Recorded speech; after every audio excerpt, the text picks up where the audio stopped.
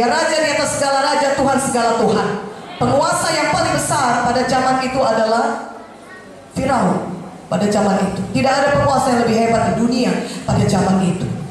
Tetapi penguasa yang paling besar sekalipun dibandingkan Tuhan kita tidak bisa dibandingkan. Haleluya.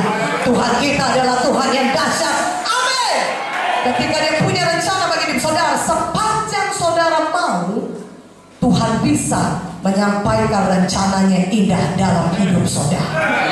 Dia Tuhan yang berkuasa. Makanya saudara Musa tetap dijaga Tuhan sampai kemudian Musa diasuh terlebih dahulu oleh ibunya, ya. Dan kemudian Musa ya dibesarkan oleh ibunya dari bayi sampai mungkin sekitar 4-5 tahun. Disitulah dia mendengarkan firman Tuhan. Ya, ibunya mengajarkan kepada dia, kau bukan orang Mesir, Musa, kau bangsa pilihan Tuhan. Kau ditentukan Tuhan, dipakai Tuhan luar biasa. Itulah kenapa Tuhan menyelamatkan engkau. Bagaimana Tuhan akan memelihara engkau di istana Firaun. Lihat bagaimana putri Firaun sendiri yang menemukan engkau. Ada rencana Tuhan yang besar dalam hidupmu. Engkau mesti genapi rencana Tuhan dalam hidupmu. Engkau bangsa Israel, bangsa pilihan Tuhan. Jehovah, itulah Tuhan kita. Jangan pernah menyembah kepada Allah-Allah bangsa Mesir, karena itu bukan Tuhan kita. Tuhan kita adalah Tuhan yang hidup, yang sanggup memelihara engkau dan yang sudah menyelamatkan engkau. Pasti ada rencana yang besar dalam hidupmu Musa. Dengar baik-baik, ingat apa kata ibu ini ya. Kita bisa bayangkan bagaimana ibu Musa mengajarkan Musa firman Tuhan. Katakan amin. Sehingga itu tertanam dalam hati Musa. Musa sudah mendengar firman Tuhan. Musa sudah tahu ya ada rencana Tuhan dalam hidupnya.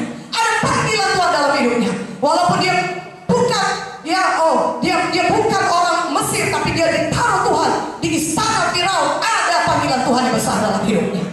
Dan Musa kemudian dibesarkan di istana Firaun, saudara, dengan diajari semua ilmu Mesir. Ya, diajari dengan semua kepintaran pada zaman itu. Karena dia anak putri Firaun, tentu dia mendapatkan yang paling maksimal yang bisa didapatkan oleh seorang pangeran dari penguasa yang paling besar pada zaman itu. Musa menikmati semua apa yang bisa, pendidikan yang paling baik, ya, pendidikan pengetahuan yang paling banyak, paling up to date, dan semua kekayaan dan semua tersedia bagi Musa, lebih dari cukup. Tapi di dalam hati Musa tetap hidup firman Tuhan yang sudah diberikan, sudah diajarkan kepada dia. Haleluya. Dia tetap punya visi daripada Tuhan. Ada visi daripada Tuhan sudah tertanam dalam hatinya. Haleluya. Tapi kemudian ketika Musa berjalan-jalan suatu hari di tengah-tengah bangsa Mesir, dia melihat bangsa Israel berkelahi dengan bangsa Mesir. Dan dia melihat bagaimana bangsa Israel, bangsanya sendiri, dia tahu dia bukan orang Mesir, disiksa habis-habisan oleh bangsa Mesir, dihabisi oleh bangsa Mesir. Hati dia mendidih, dia marah, dia berkata ini tidak benar. Kenapa bangsa pilihan Tuhan diperlakukan sedemikian? Kenapa bangsa itu demikian diperlakukan, diperbudak dan diperlakukan semena-mena? Semakin marah, dia bunuh orang Mesir ini, saudaraku. Dan perbuatan Musa kedengaran pada orang Mesir, yang kedengaran sampai Firaun. Musa harus melarikan dirinya untuk menyelamatkan hidupnya. Dan dia lari sampai ke padang Midian. Di sana dia bersembunyi. Dari padang Midian dia bertemu dengan calon mertuanya yang kelak jadi mertuanya. Dia bertemu dengan istrinya, saudara. Dia bertemu dengan Citro mertuanya. Dia menikahi anak Citro, Zipora, saudaraku. Dan dia hidup baik-baik di sana. Dia berkeluarga. Saudaraku, Musa berkeluarga, dia menikah, dia punya anak, dan tiap hari kerjanya menggembalakan domba-domba Jitro. Itulah kerjaan Musa. Pada waktu dia melarikan diri dari Mesir, setelah dia membunuh orang Mesir, umurnya kira-kira 40 tahun. Dan kemudian Musa tinggal di padang Midian. Saudaraku, lama Musa tinggal di padang Midian. Visi di hatinya sudah hilang. Visi dari padang Tuhan sudah redup. Panggilan Tuhan yang utama yang ditaruh Tuhan dalam hatinya sudah tidak ada lagi. Dia sudah tinggal lebih dari 40 tahun di padang Midian. Dan tiap hari kerjanya mengembalakan domba. Dan kehidupan Musa sangat tenang, sangat menyenangkan. Dia punya keluarga yang baik. Tiap-tiap hari dia pulang ke rumahnya, anak-anaknya menyambutnya, dia bermain-main, dia bersuka cita, dia menikmati masakan yang dimasak oleh istrinya. Istrinya menghibur dia, istrinya baik kepada dia, mertuanya pun baik kepada dia. Mertuanya, istrinya sayang kepada dia, punya keluarga yang baik. hidupnya sangat nyaman, keluarga yang baik, pekerjaan yang mapan, tidak kekurangan apapun secara mata orang dunia ini.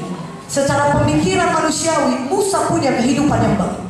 Dia orang yang diberkati, dia punya keluarga yang baik, dia punya pekerjaan yang baik.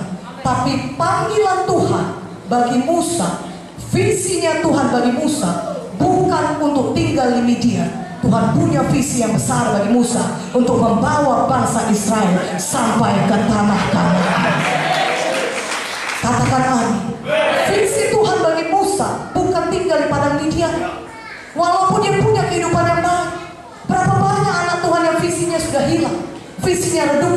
Ketika dia menyerahkan hidup masuk Institut Alkitab Rema, saudaraku, dia menggebu-gebu. Ketika hamba Tuhan Pak Munte berkata, siapa yang mau masuk ya? Dia angkat tangan setinggi-tingginya. Dia nomor satu maju ke depan, rebah oleh zaman Roh Kudus. Tapi seiring waktu, dia sekolah dia, kemudian setelah tamat dia menikah dulu lah. Tuhan pertemukan dengan jodoh, maka menikahlah dia. Ya, kemudian sesudah dia menikah, dia punya anak. Dan dia berkata kepada Tuhan, tunggulah Tuhan, anakku besar dulu. Ya, nantilah aku melayani, diutus nantilah Tuhan, tunggu dulu. Anakku masih kecil bayi, siapa nanti yang ngasih makan anakku? Kalau aku ke sana, ya orang tua aku tidak mendukung aku masuk IAR Tuhan. Ya tidak ada nanti yang biaya anakku ini. Nantilah tunggu si Ucok ini besar dulu. Anak pertama sudah besar, umur 5 tahun lahir anak kedua. Tunggulah Tuhan, anak yang kedua ini sekolahlah baik-baik semuanya dulu. Lahir lagi anak ketiga, saudara. Oke lah, sudah 3 anak cukup. Tetapi anak pertama belum tamat SMA Tuhan. Maka apa nanti anakku ini? Tunggulah sampai dia kuliah dulu, udah terjamin hidupnya Tuhan. Gak perlu nanti dia mengemis-ngemis sama orang. Nantilah aku melayani. Sampai nanti saudaraku, ya anak saudara sudah menikah, sudah punya cucu, saudara tetap juga di padang Midian menggembalakan domba-domba Jitro.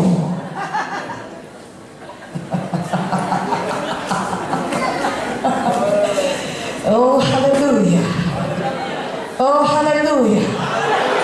Siapa di sini yang suka domba-domba Jitro? Tuhan tidak panggil Musa untuk mengembalakan domba di Midian, saudara. Itu bukan panggilan Tuhan bagi Musa. Memang kehidupan yang baik Musa miliki, dia tidak kurang apapun. Memang saudara punya pekerjaan yang baik. Tadinya saudara tidak punya pekerjaan, Tuhan selamatkan saudara, Tuhan kasih pekerjaan yang baik. Tetapi sesungguhnya Tuhan panggil saudara jadi hamba Tuhan.